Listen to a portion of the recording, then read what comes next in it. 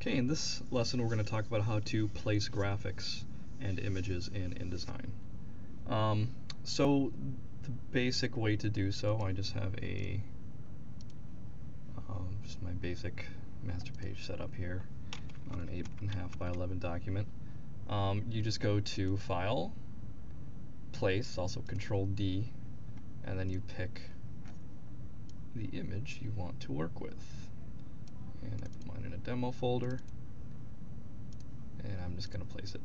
So you can see when I select the image, it's going to just kind of attach it to my mouse, and then if I click on it once, it will place it.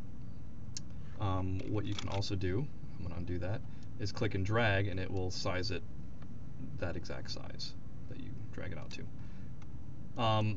This works with images. It also works with Illustrator files as well as Photoshop documents. However, as I said before, you need to include, if you're going to be delivering the project file, you need to include the images with your submission, either be it to your client or to me. One way you can get around this is just by exporting it as a PDF. If you do that, then that will kind of copy everything and turn it into one format. So that is the basics of placing an image. Now,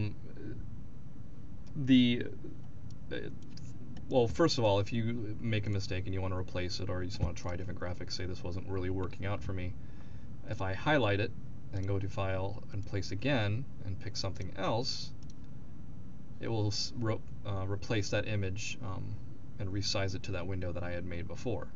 So, for example, let me make this smaller. So now that I shrunk that down, if I have it highlighted and go to File, Place, it will just replace that image. Changing the size of images, is a different matter altogether. So if I just click on this, and I'm going to hold down Shift, as you always want to do when you're scaling images, and drag it out, what it does is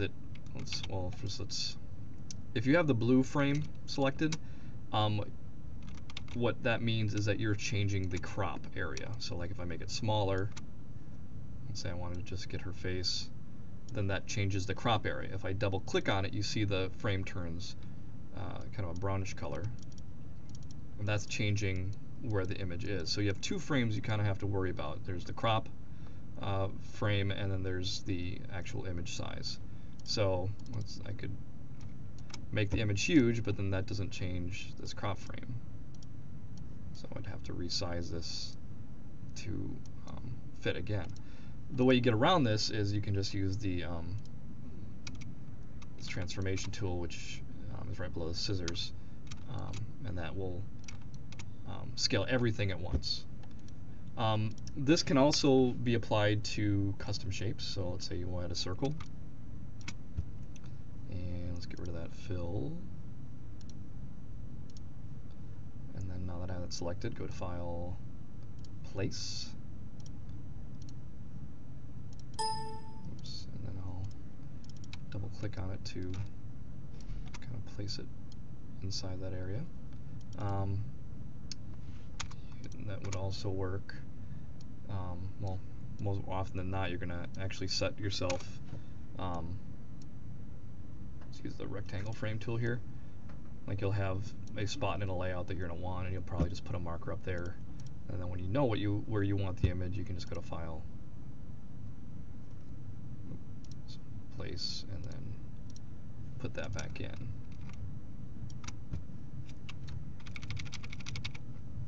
So that's pretty much all there is to putting images in.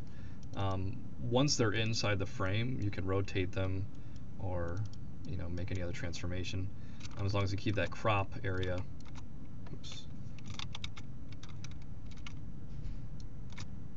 consistent to where you want it in the layout, then it'll just appear the way you want it to.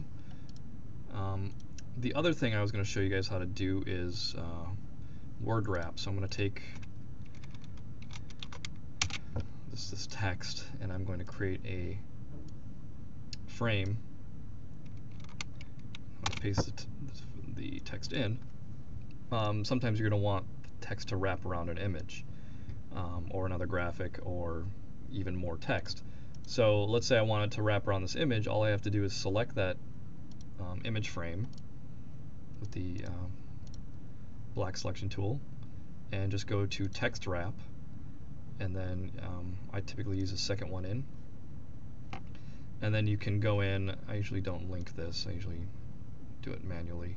You can go in and change, you obviously want to give it some breathing room around the image. So yeah, that is how you do a basic text wrap. Sometimes they look better with a justified feel. It doesn't look so good up there. There, that's better.